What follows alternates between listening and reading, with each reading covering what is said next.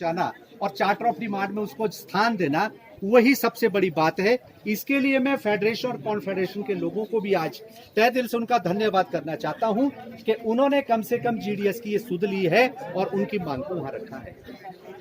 मुद्दा चाहे वो ओल्ड पेंशन में है, जो डिमांड कर रहे हैं कि हमको ओल्ड पेंशन मिले, न्यू पेंशन सिस्टम पे चर्चा हो रही है, देश के अंदर तमाम आज संघर्ष है चल रहा है। वास्तव में पेंशन क्यों चाहता है कर्मचारी? मेरे से पूर्व वक्ताओं ने कल से लेकर बहुत विस्तार से इस पे चर्चा की होगी, लेकिन मैं भी इस पे थोड़ा सा अपनी बात रखना चाहूंगा। पेंशन केवल मात्र उसकी आजीविका का सोर्स तो है, लेकिन कहीं ना कहीं सेवानिवृत्ति के बाद उसके सम्मान की एक चादर भी है, उसके ऊपर एक सम्मान से जीने का अधिकार है, वो उसकी एक पेंशन है।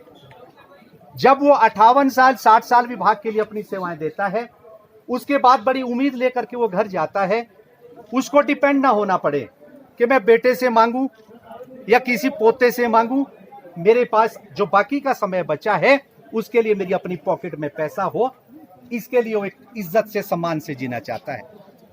लेकिन देश के अंदर जब जब भी ये सरकारें आई, वो चाहे कोई भी सरकार रही हो, कर्मचारियों की हितैषी कोई सरकार नहीं है।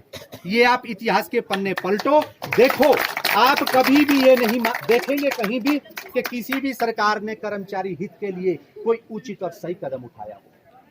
साथियों, आज देश का कामगार सड़कों पे, श्रमिक सड़कों पे है, मजदूर सड़कों पे है, उसको अपने भविष्य की चिंता हो रही है, मेरा आने वाला कल सुरक्षित नहीं है। यहाँ जो ओल्ड पेंशन वाले लोग बैठे हुए हैं, या जो इस कतार में हैं, या जो इससे बाहर हैं, वो अपने आप को सुरक्षित तो मान रहे हैं, लेकिन उनका आने वाला कल, उनकी संतानें सुरक्षित नहीं है। जब तुम नहीं होंगे, तुम्हारे बच्चे कहीं सरकारी नौकरी में आएंगे।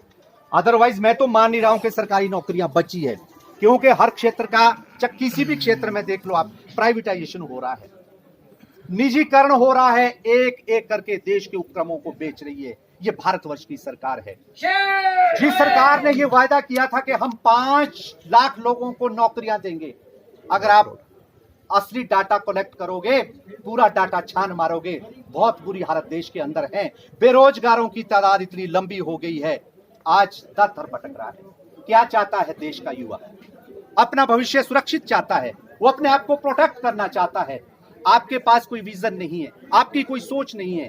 क्या सोच है आज के देश के जो बेरोजगार पढ़े लिखे युवा आपके सामने गिड़गिड़ाते हैं, उनके